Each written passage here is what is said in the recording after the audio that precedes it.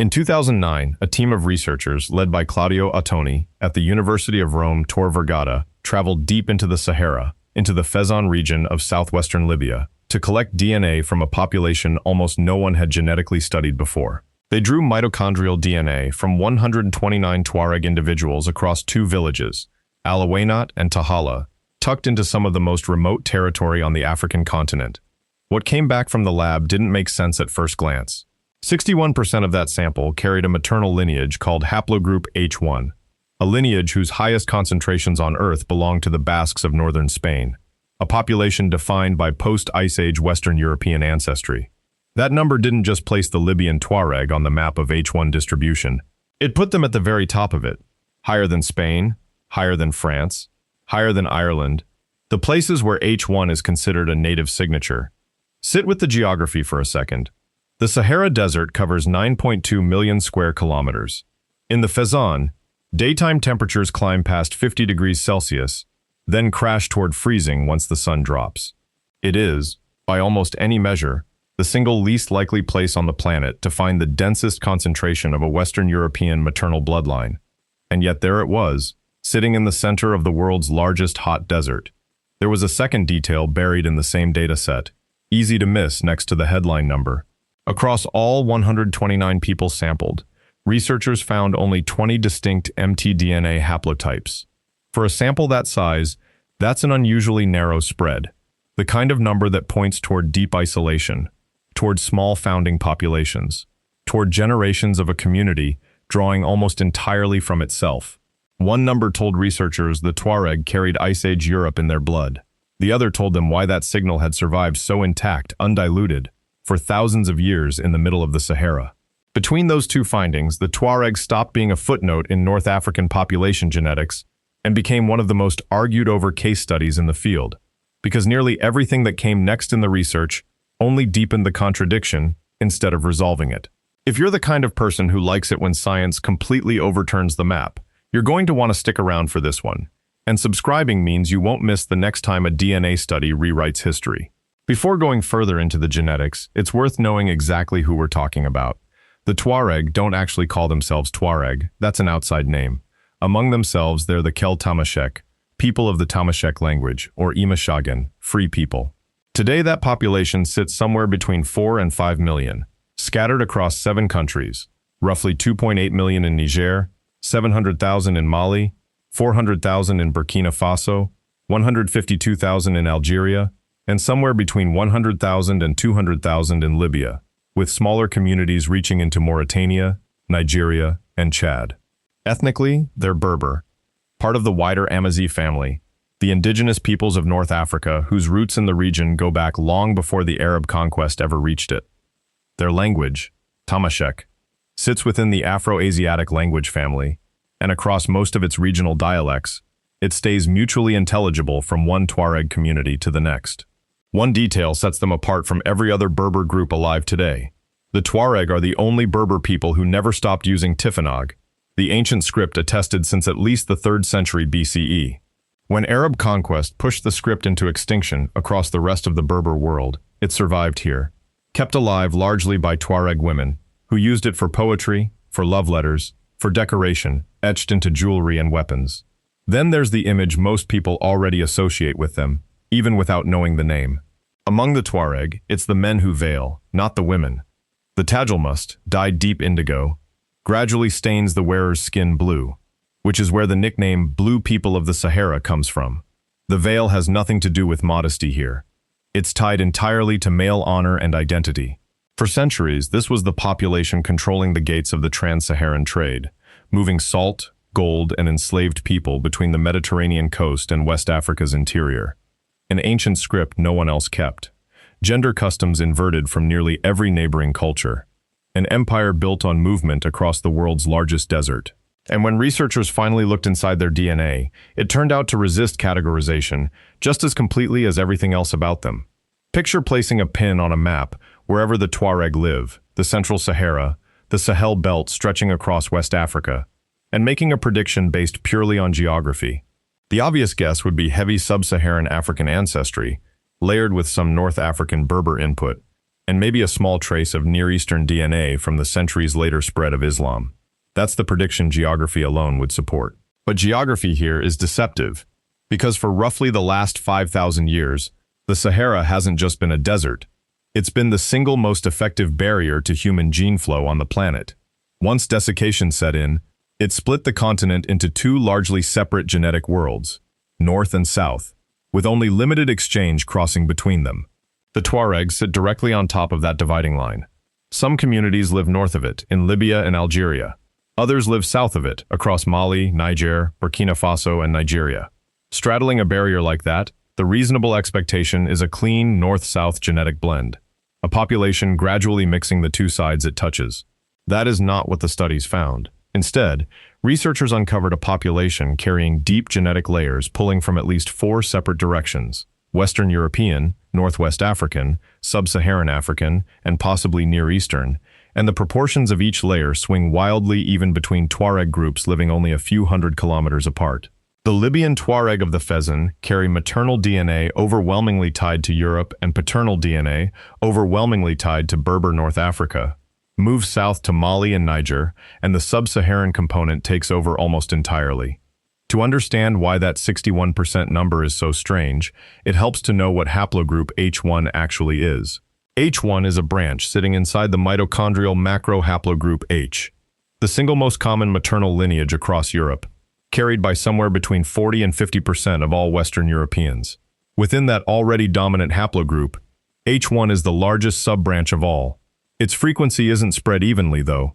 It peaks hard in the Iberian Peninsula, around 25 to 28% among the Basques, 18 to 20% across broader Iberian populations, and from there it tapers steadily as you move east, dropping to 10 or 12% in Central Europe, and thinner still by the time you reach the Near East. Cross the Mediterranean into North Africa, and the pattern holds a similar shape. Berber populations carry H1 at moderate frequencies. Tunisian Berbers around 21%. Moroccan groups closer to 10 to 15%. Reasonable numbers, consistent with a lineage fading out as it spreads farther from its Iberian core. Then the Libyan Tuaregs show up at 61%. That's not a gentle continuation of the pattern, it's a spike that breaks the curve entirely, the kind of number that stands out immediately on any frequency map of this haplogroup, anywhere in the world. The standard explanation for H1's spread starts with the last glacial maximum, roughly 20,000 to 15,000 years ago, when populations sheltering in Iberian refugia later expanded outward as the ice retreated, north into a repopulating Europe, and south across the Strait of Gibraltar into Northwest Africa. Family tree DNA's reference data puts H1's most recent common ancestor at around 10,000 years before present, with its defining mutation, 3010A, having arisen independently more than once across the haplogroup's history, adding a layer of complexity to tracing it. But none of that explains why one population, in one specific pocket of the Sahara, ended up with a single maternal lineage accounting for well over half its entire female ancestry. That kind of homogeneity doesn't show up by accident anywhere else on Earth. The answer arrived in 2010 when the same research team went further, sequencing 11 complete Tuareg mitochondrial genomes, and the date they pulled out of that data for H1's arrival in the Sahara lined up precisely with a specific, dramatic window of ancient climate change. The 2010 study didn't stop at confirming H1's arrival date. Sequencing those complete genomes turned up 3 entirely new sub-branches buried inside the Libyan Tuareg's DNA: H1V, H1W, and H1X. None of these had ever been documented before, in any population, anywhere in the world. These branches are North African originals. They didn't arrive with H1 from Iberia, they formed afterward, locally, sometime after that lineage reached the Sahara roughly 8,000 to 9,000 years ago. In other words, this is evolution happening on-site, the product of millennia spent isolated in the Saharan interior. Even across the two villages sampled, the distribution wasn't consistent. H1X showed up in both Alawaynat and Tahala, but at noticeably different frequencies in each. H1V1A followed the same pattern, present in both places, but unevenly split between them. That kind of village-to-village variation has a name in genetics, a founder effect. When a small group breaks off from a larger population, the lineages it happens to carry forward are essentially a matter of chance. Over generations, that initial randomness compounds, and the gap between communities widens on its own. The The scale of these villages makes the effect easier to picture. Alawainat supplied 111 of the 129 individuals in the 2009 study. Tahala supplied only 18. That imbalance isn't just a sampling detail, it reflects just how small and isolated these communities actually are on the ground. Put the pieces together and the implication is hard to overstate. H1 didn't just make it into the deep Sahara during the Green Sahara period and stay put. Once the desert closed back in around 5,000 years ago, the population carrying it became so cut off from the outside world that new branches split off and diverged, differently, village by village, inside a single stretch of the Fezzan. The Tuareg didn't merely hold on to a European maternal lineage that everyone else lost, they took it somewhere new. Over thousands of years of isolation, they shaped it into forms that exist nowhere in Europe at all, a maternal signature that now belongs to the Sahara, and only the Sahara. That's the mother's side of the story fully told. The father's side, when researchers finally turned to the Y chromosome, turned out to be carrying an origin story that didn't match at all. The mothers told one story, the fathers, it turns out, told a completely different one. In 2011, the same research team published their Y chromosome findings. 47 Tuareg men from Alawainat and Tahala, examined across 37 Y stereoloci and 35 biallelic markers. One haplogroup dominated the results almost entirely. EM81, also known as E1B1B1B, at a staggering 89%. EM81 isn't some obscure marker. It's the defining Berber paternal lineage, and its footprint across Africa tracks almost exactly onto the current and historical range of Berber-speaking peoples. It peaks at 70 to 80% among Moroccan Berbers, sits at roughly 42% across North Africa more broadly, according to Aredi and colleagues, and then falls off sharply the moment you step outside Berber populations. Even against that backdrop, the Tuareg number stands out. In the general population of Tripoli, EM81 shows up at around 33.7%, the single most common haplogroup there, but nowhere close to dominant. Among the Libyan Tuareg, that figure jumps to 89%, more than double what urban Libya shows. And these aren't quite the same EM81. Median joining network analysis separates the Tripoli lineages from the Tuareg lineages cleanly. Same haplogroup name, but different recent ancestry, branching apart somewhere earlier in the tree. Strip away everything else, and the entire Y chromosome pool of the Libyan Tuareg reduces to just 3 lineages. EM81 from Northwest Africa, EU175 from Sub-Saharan Africa, and RV88. Nothing else. No trace of Middle Eastern, European, or any other outside haplogroup. That absence is almost as remarkable as the EM81 number itself. No J1, the marker spread widely across the Arab world and the Levant. No R1b, the dominant lineage of Western Europe. No J2, carried by Neolithic farmers. No T, no G. The paternal record here reads like a relic sealed off before Islam, before Rome, before Phoenicia ever touched this stretch of coastline, as if centuries of Mediterranean history simply passed these men by entirely. The age of that dominant EM81 lineage, though, is where the real surprise was waiting. Because when researchers finally dated it, the number came back far younger than anyone expected. In 2017, a team led by Soleh Morada published a study in Scientific Reports that pulled the rug out from under decades of assumptions about EM81's age. Working with whole Y chromosome sequences from 32 North African individuals, they identified 5 entirely new branches within EM183, the updated technical name for EM81, and validated those findings against more than 200 additional North African samples. The number that came out of that analysis was almost hard to believe. The time to most recent common ancestor for EM183 landed at only 2,000 to 3,000 years ago. For the single most common paternal lineage across all of North Africa, a haplogroup carried by tens of millions of living men, that's an astonishingly young origin point. Earlier estimates had placed EM81 far deeper in time, back in the Paleolithic, over 10,000 years old, which would have made it a genetic relic of North Africa's original hunter-gatherer populations.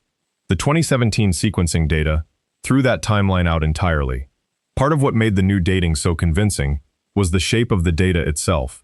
The YSTR haplotypes within EM183 showed a strong resemblance to one another, with low internal diversity and a star-like branching pattern, the exact genetic signature of a rapid, explosive expansion from one very recent common ancestor, not a slow accumulation over tens of thousands of years. The study also found no meaningful population structure within EM183.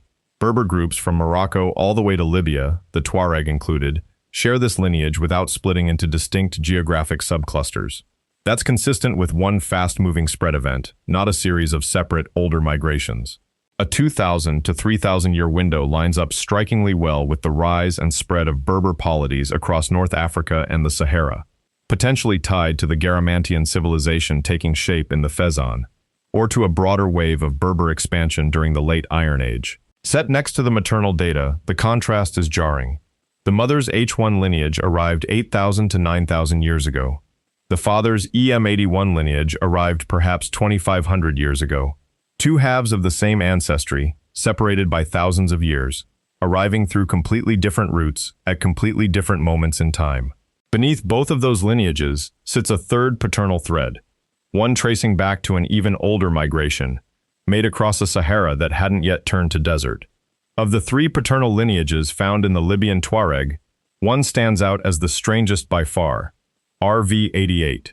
It belongs to the R1b macrohaplogroup, the same lineage that dominates Western European paternal ancestry today, but the African branch of that family tree tells an almost entirely separate story. Cruciani and colleagues laid out that story in 2010, in a landmark study published in the European Journal of Human Genetics. Analyzing more than 1,800 men across 69 African populations, they found RV88 clustering hardest among Chadic-speaking peoples in the central Sahel near Lake Chad, with a clear thread connecting it back to Afro-Asiatic-speaking groups in North Africa. The dating placed RV88's coalescence at 9,200 to 5,600 years ago, squarely in the mid-Holocene, during the exact stretch of time when the Sahara was still green and passable on foot. The study's conclusion tied that timing directly to migration.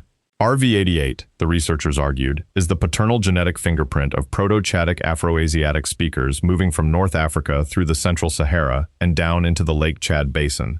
The Tuaregs sit right along that ancient route, and they still carry the residue of it in their DNA. D'Atanasio and colleagues sharpened the picture further in 2018, proposing that RV88 first emerged in Europe around 12,000 years ago, crossed into North Africa sometime between 8,000 and 7,000 years ago during the Green Sahara period, and then continued spreading south alongside the expansion of pastoralism. Put RV88 next to EM81 and EU175, the only three paternal lineages present in the Libyan Tuareg, with nothing else mixed in, and the picture snaps into focus. This is a population sitting at a literal genetic crossroads. One lineage from the Berber expansion, one from sub-Saharan Africa, and one from a mid-Holocene migration corridor that hasn't physically existed for 5,000 years. That sub-Saharan strand, EU175, carries its own weight, a history tangled directly into the Tuareg's role at the center of one of the longest-running slave trades in recorded human history. Not every layer in the Tuareg genome traces back to climate shifts or ancient migrations. One layer traces back to something far more uncomfortable and far more recent. On the maternal side, roughly 35% of Libyan Tuareg carry sub-Saharan African mtDNA, branches of the L0, L1, L2, and L3 macrohaplogroups, lineages that are unmistakably rooted south of the Sahara. On the paternal side, haplogroup EU175, dominant in sub-Saharan West Africa and tied to the Bantu expansion, showed up at meaningful frequency too, though the proportions swung sharply depending on which of the two Fezzan villages the samples came from. Both the 2009 and 2011 studies traced this component back to the trans-Saharan slave trade, an operation the Tuareg and their Garamantian ancestors ran for more than 2,000 years. Herodotus documented it as early as the 5th century BCE, describing the Garamantes raiding what he called troglodyte Ethiopians, cave-dwelling peoples to their south, using 4-horse chariots. Harich and colleagues confirmed the pattern systematically in 2010, mapping L haplogroup distributions across North Africa and matching them directly onto the known geography of trans-Saharan slave routes. Specific sub-branches dominated in the west, L1b, L2b, L2c, others clustered in the center, L3e, L3f, and still others marked the east, including L0a, L3h, and L3x. The Tuareg weren't bystanders in this network. They were its architects across the central Sahara. The trade routes running from the Lake Chad basin and the Niger River north toward Tripoli and the Mediterranean coast passed directly through Tuareg territory. Atoni and colleagues added an important caveat in 2011. Some of that sub-Saharan paternal signal may reflect something other than slavery alone, what they described as fusion between different tribal groups. A more complicated history of intermarriage and absorption built up over centuries of coexistence along the same trade corridors. The genetic data itself can't separate the two. It can't tell forced incorporation from voluntary integration. The lineages are there, the proportions are measurable, but the human stories sitting behind those numbers stay largely out of reach. What the proportions do make clear is that Tuareg communities only a few hundred kilometers apart absorbed this layer at wildly different rates. And that gap is exactly where the next part of the mystery opens up. Move the map south, roughly 1,500 to 2,000 kilometers below the Libyan Fezzan, deep into the Sahel, and the genetic picture flips almost completely. Pereira and colleagues studied 3 southern Tuareg groups in 2010, Tgos in Mali, Tigor in Burkina Faso, and Titan in Niger, publishing their results in the European Journal of Human Genetics. What they found was close to a mirror image of the Libyan data. These southern groups carried far more sub-Saharan African ancestry and far less of the West Eurasian and European component that had dominated the Fezzan sample. But the European and North African layer never disappeared entirely. Even communities living fully inside sub-Saharan West Africa still carried Berber and European-affiliated lineages at meaningful levels, the Tuareg in Burkina Faso included. The signal weakened heading south, but it never vanished. The dating told its own story too. Certain lineages in these southern groups couldn't have arrived any earlier than roughly 9,000 years ago, while local population expansions set a minimum age around 3,000 years. A window that lines up closely with the EM81 expansion already documented farther north. The gradient itself has a straightforward explanation once you factor in history. Tuareg communities in Mali and Niger spent centuries in direct contact, trade, and intermarriage with neighboring sub-Saharan groups, the Songhai, the Hausa, the Fulani. The Libyan Tuareg, sealed away in the deep Sahara, largely didn't have that same exposure. A summary published on the 23andMe blog captured the paradox in plain terms. The Libyan Tuareg turned out to be even genetically isolated from their West African counterparts, who showed far less European ancestry and far more ancestry tracing back to sub-Saharan Africa, despite the fact that both Eastern and Western Tuaregs share a common language and culture. Same language, same culture. And yet the genomes read like two populations that parted ways millennia ago. Something drove that split, and the answer traces back to a climate catastrophe that reshaped the entire Sahara roughly 5,000 years ago. Pull the camera back far enough, and the split between Libyan and Southern Tuareg stops looking like a mystery and starts looking like the aftermath of a landscape-scale catastrophe. Between roughly 14,500 and 5,000 years before present, the Sahara wasn't a desert at all. Orbital wobble drove a surge in monsoonal rainfall that turned the region into a wooded savanna, rivers running through it, permanent lakes dotting the landscape, hippopotami and crocodiles living in waters that no longer exist, human communities settled across ground that today can't support a single tree. This African humid period peaked between roughly 9,000 and 6,000 years ago, and the evidence for it is still visible on stone.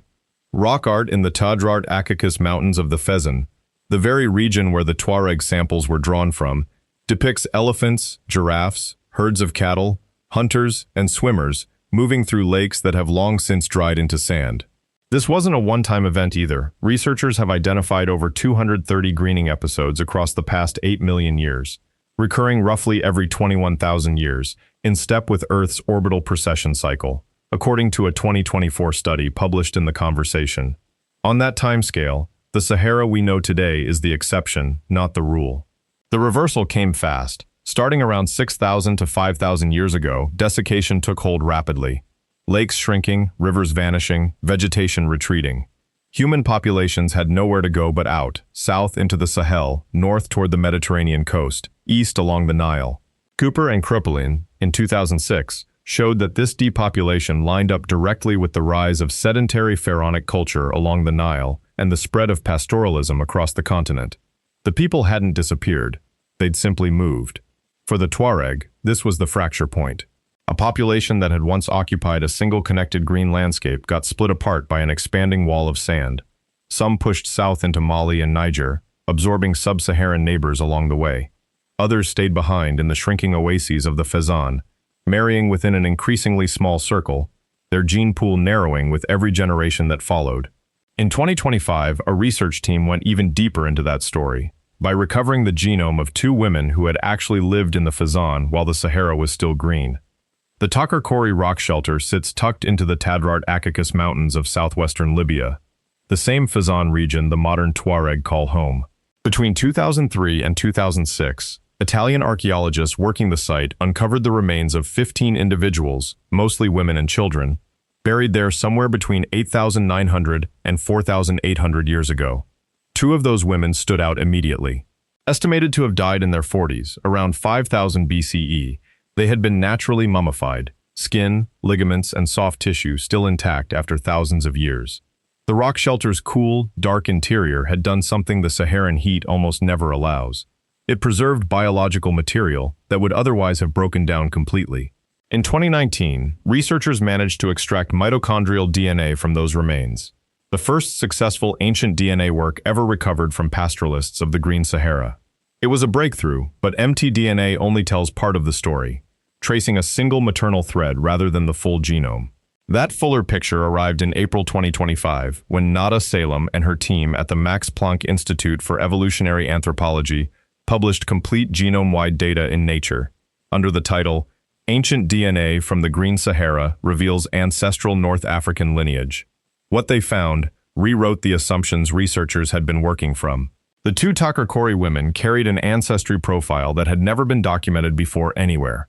A deep, isolated North African lineage that split off from sub-Saharan African populations roughly 50,000 years ago, right around the same window as the broader human migration out of Africa. And that lineage had stayed isolated the entire time since. While other human populations spread across Eurasia, interbred with Neanderthals and Denisovans, and branched into the diverse groups alive today, this one simply remained in North Africa, genetically distinct from both sub-Saharan Africans on one side and non-Africans on the other. The detail that made researchers sit up, though, wasn't what these women's genomes contained. It was what was almost entirely missing from them. A genetic signature carried by virtually every population living outside sub-Saharan Africa today. Non-African humans carry roughly 1.5 to 2.1% Neanderthal DNA, a leftover from interbreeding that happened somewhere in the Levant around 50,000 to 60,000 years ago. Sub-Saharan Africans carry essentially none of it. The Takarkori women fell somewhere between those two extremes, but landed dramatically closer to zero. Salem and her team found that these women had 10 times less Neanderthal ancestry than Levantine Neolithic farmers, while still carrying noticeably more than contemporary sub-Saharan African genomes show. They occupied a genetic space that didn't neatly match either category. For comparison, the 15,000-year-old Ibero-Mauritian foragers from Tafaralt Cave in eastern Morocco carried about half the Neanderthal admixture found in non-Africans generally. The Takarkori individuals came in below even that already reduced figure. The interpretation researchers settled on, this lineage was deeply African, but not sub-Saharan African. It split off from sub-Saharan populations around 50,000 years ago and only picked up small traces of Neanderthal-linked ancestry later, through limited contact with populations returning from outside Africa via the Levant. That finding overturned an assumption that had stood for years.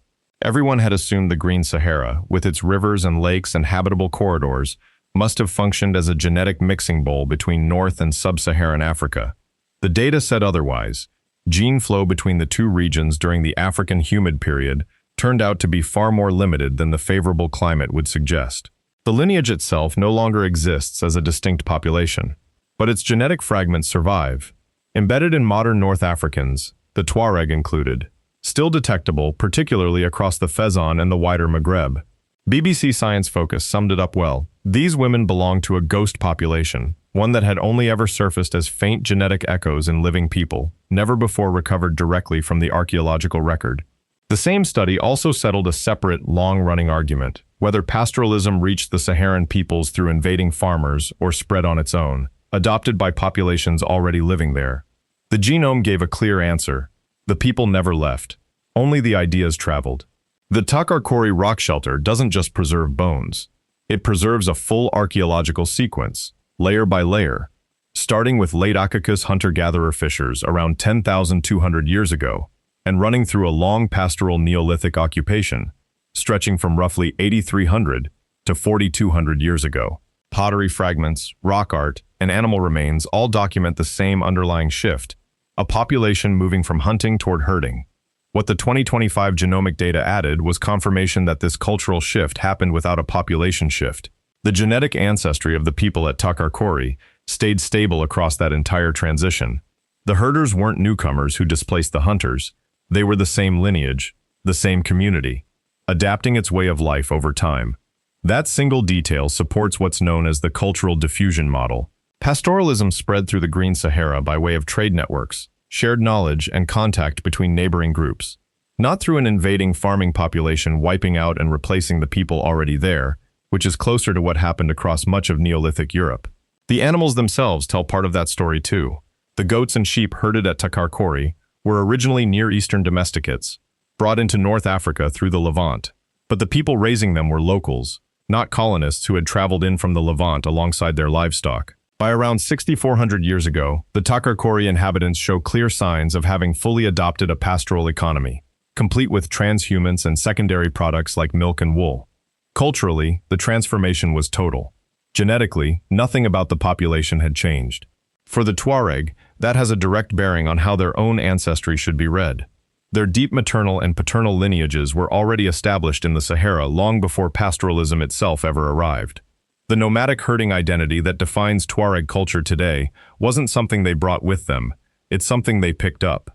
Their genetic identity, on the other hand, was inherited straight from much older populations who were already living in the desert.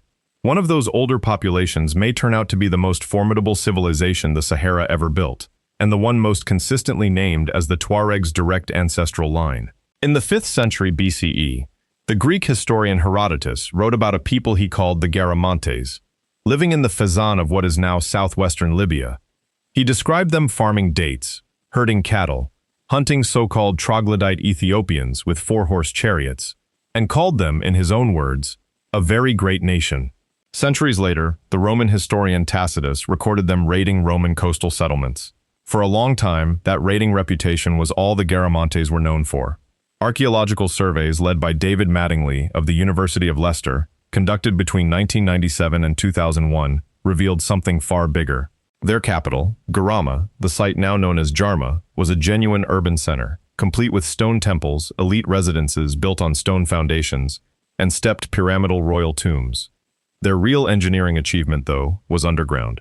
Archaeologists have mapped over 550 fogaras, underground irrigation channels, in the Wadi al-Ajal region alone, adding up to an estimated 3,000 miles of tunnels built to tap fossil groundwater sealed inside aquifers since the Green Sahara period. At its peak, Garama supported roughly 4,000 residents, with another 6,000 spread across surrounding villages. Across the wider Fezzan, more than 500 Garamantian settlements have been identified, spanning some 150,000 square kilometers. The civilization held that footprint from roughly 900 BCE through 600 to 700 CE, when Islamic Arab forces invaded the Fezzan in 666 to 667 CE. A Garamantian king was still sitting on the throne at Garama. But by then, the fogaras were failing, the aquifers were draining after 1,000 years of continuous mining, and the population was already shrinking. The civilization didn't fall to conquest alone. It collapsed under the weight of running out of the water it had spent a millennium extracting.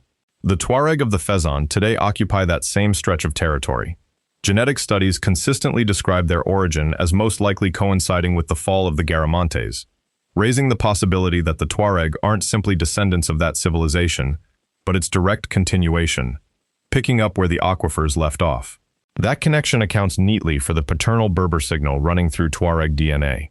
It does nothing, however, to explain a separate maternal connection, one reaching thousands of kilometers east, to a population the Tuareg have no known cultural link to at all. Buried in Pereira and colleagues' 2010 paper is a single sentence that reads almost like an afterthought, and turns out to be one of the strangest findings in the entire body of Tuareg research.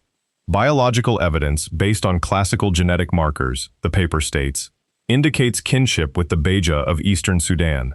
The Beja are a Cushitic-speaking, semi-nomadic pastoralist people living in the mountains stretched between the Red Sea and the Nile, across eastern Sudan and Eritrea. Geographically, they sit more than 3,000 kilometers from the Tuareg, on the far side of the entire Sahara, past the length of the Nile Valley itself. That kinship signal first showed up decades ago in classical genetic markers, blood group systems, protein polymorphisms, immunological markers studied long before DNA sequencing existed.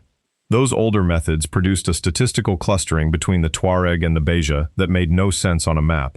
Modern mtDNA data offers a partial explanation. Both populations carry haplogroups M1 and U6, markers tied to an ancient back migration out of Western Asia into North and East Africa during the late Pleistocene, more than 45,000 years ago. M1 originated outside Africa entirely, re-entered through the Near East, and then spread across the northern and eastern parts of the continent, eventually reaching the Beja in Sudan and, along an entirely separate path, the Tuareg deep in the Sahara. Southern Tuareg groups carry specific M1 subclades, notably M1A2A, confirmed at the level of complete sequence analysis, suggesting this back-to-Africa lineage was once spread widely across the whole of northern Africa, long before desiccation broke that range apart and isolated its carriers into disconnected pockets. None of this means the Tuareg migrated from Sudan, or that the Beja migrated from the Sahara. It means both populations are still carrying genetic layers laid down before the Sahara ever became a barrier. From an era when people could move freely across North and East Africa, along corridors that have been sealed shut for the last 5,000 years. The Tuareg genome at this point stops looking like one continuous story. It reads more like a palimpsest, written over again and again, each layer belonging to a different era, each one only still legible because the desert sealed these people off from everyone else long enough for it to survive. All of these ancient migrations and climate events explain how these genetic layers arrived in the Sahara. They don't fully explain why one of them, H1, ended up so concentrated. For that, the answer sits in Tuareg social structure itself. Tuareg society is matrilineal. Descent, inheritance, and tribal identity all pass through the mother's line. Tents, livestock, and jewelry belong to women outright. If a marriage ends, the man walks away with nothing but his camel, while the woman keeps the home. This isn't matriarchy in the strictest sense. Men still hold formal political leadership as chiefs and heads of confederations, but it hands women structural control over lineage, property, and the continuity of the community. The anthropologist Hélène Claudot-Hawad documented this in detail among the Ahagar Tuareg, describing how women occupy mythological, social, and stabilizing roles that anchor the entire nomadic system. There's a genetic consequence to that arrangement. When lineage and marriage decisions flow through mothers, maternal haplogroups tend to stay concentrated inside a community. Outside women are less likely to marry in, and women born inside are less likely to marry out.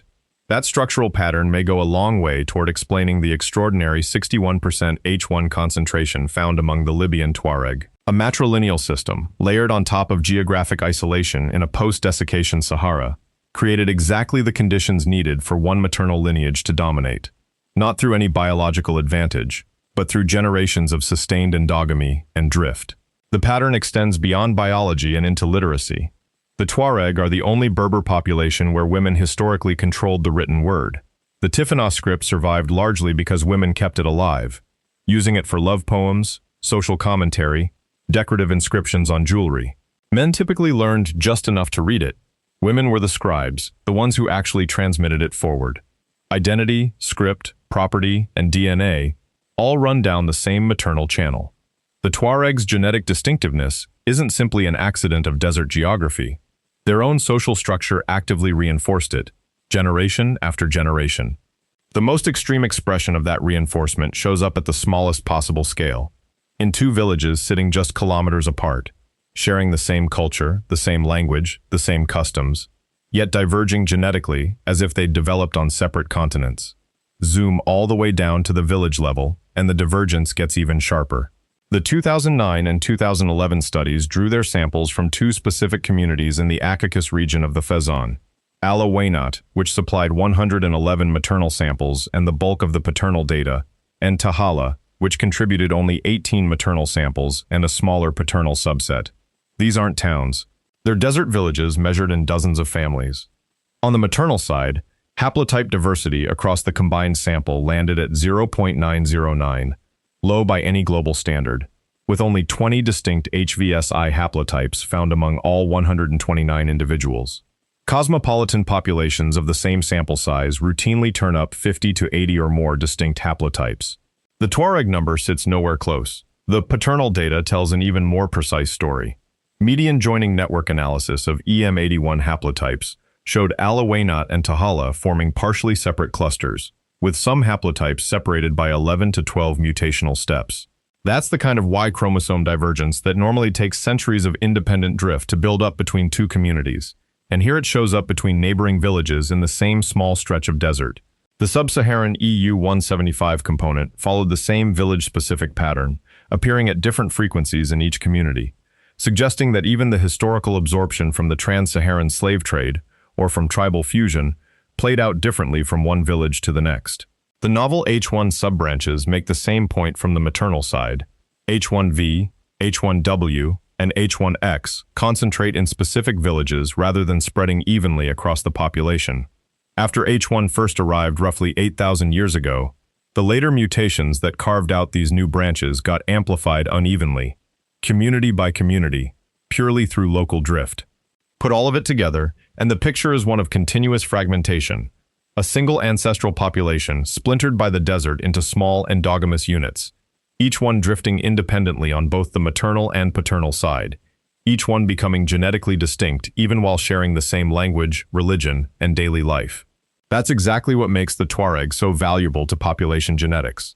They function as a living laboratory for processes that normally take tens of thousands of years to unfold, compressed, by isolation and small population size, into a timescale researchers can actually observe. Stack every finding so far on top of each other, and the Tuareg genome resolves into something like a geological cross-section. Distinct layers, each one deposited by a different era. The deepest layer goes back roughly 50,000 years, a deep North African ancestry possibly connected to the Takarkori ghost lineage, predating even the out-of-Africa migration and the Neanderthal admixture that followed it. That population no longer exists as a distinct group, but fragments of it still survive inside modern Tuareg and other North African genomes. The next layer up arrives far more recently, the West European maternal input, haplogroup H1, reaching the Sahara roughly 8,000 to 9,000 years ago from post-Ice Age Iberia, paired with the RV88 paternal lineage entering during that same mid-Holocene window. Both arrived through a Sahara that was green and walkable, a landscape that hasn't existed for thousands of years. Above that sits a much younger layer, the Berber paternal expansion carried by EM81, arriving only 2,000 to 3,000 years ago. This was a fast-moving demographic wave that spread over everything already there, timed closely with the rise of Garamantes civilization and the broader expansion of Berber peoples. Layered through all of it is the sub-Saharan component, EU175 on the paternal side, various L haplogroups on the maternal side, representing ongoing contact across the desert barrier through trade, slavery, and tribal absorption over roughly the past 2,000 to 3,000 years. What's strange isn't any single layer, it's what's missing between them. There's no clear Near Eastern Neolithic signal anywhere in the Tuareg genome. Pereira and colleagues stated it directly in 2010. No Near Eastern mtDNA lineages tied to the Neolithic expansion turned up in their southern Tuareg sample at all. The agricultural revolution that reshaped the genetics of Europe, the Levant, and even coastal North Africa seems to have passed the Tuareg by entirely. In effect, the Tuareg genome documents nearly everything that happened across North Africa over the last 50,000 years, except the single largest demographic event of the entire Holocene. It's as if the desert surrounding them acted as a shield against that one specific wave, while letting every other layer through. That shield is coming down now. Modern borders, urbanization, and the breakdown of nomadic pastoralism are accomplishing in a matter of decades what 5,000 years of desert isolation never managed, dissolving the very conditions that turned the Tuareg genome into a time capsule in the first place. After everything the data has revealed, it's worth being honest about how much of this story is still incomplete. The deepest limitation is simply sample size. Every landmark finding in this field rests on 129 maternal samples and 47 paternal samples, drawn from a population of 4 to 5 million people spread across 7 countries. Entire Tuareg regions, Algeria, Mauritania, Chad, northern Nigeria, remain unsampled or barely touched at all. Ancient DNA from the Garamantes themselves has proven almost impossible to recover. Atoni's team attempted to extract genetic material from archaeological remains in the Caucasus region and found the preservation too poor to work with. The same Saharan heat that mummified the Takarkori women destroyed DNA in nearly every other burial context nearby. Without a confirmed Garamantian genome, the idea that the Tuareg are direct descendants remains a strong hypothesis, not a proven one. The broader autosomal picture, the full genome-wide data, rather than just the maternal and paternal lines, is still thin. Nearly all of the research so far has relied on uniparental markers, mtDNA and the Y chromosome, which trace only two narrow threads of ancestry. Full autosomal sequencing across diverse Tuareg populations could expose admixture events, selection pressures, and population bottlenecks that these narrower methods simply can't detect. Even the 2025 Takarkori study leaves an open question behind it. Is the ghost lineage found in those 7,000-year-old mummies directly ancestral to the modern Libyan Tuareg specifically, or did it feed into a wider North African genetic substrate shared with Mozabites, Kabyles, and other Berber groups more broadly? There's currently no way to tell those two scenarios apart. Compounding all of this, political instability in Libya since 2011 has made fieldwork in the Fezzan nearly impossible. The Italian-Libyan archaeological mission, responsible for both the modern Tuareg samples and the Takarkori mummies, has been effectively frozen in place. The richest genetic archive of Central Saharan human history currently sits inside an active conflict zone. Every year that passes without new sampling is a year of signal quietly lost, as urbanization, migration, and intermarriage steadily erode the very isolation that made these populations so genetically distinct in the first place. The Tuareg genome isn't a closed case. It's a door standing half open, and for now, the desert itself is what's blocking the rest of the way through. One people, 4 continents worth of ancestry folded into a single population. A timeline running from the Ice Age to the fall of Rome, written into blood passed down mother to daughter, father to son. And most of that story, if anyone can ever reach the rest of the samples, is still sitting there, unread.